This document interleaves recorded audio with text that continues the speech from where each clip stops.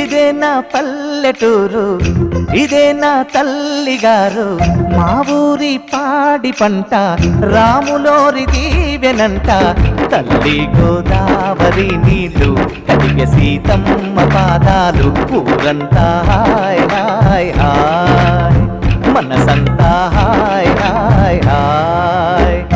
ఇదే నా పల్లెటూరు, ఇదే నా తల్లిగారు, మా ఊరి పాడి పంట రాములోరి దీవెనంట.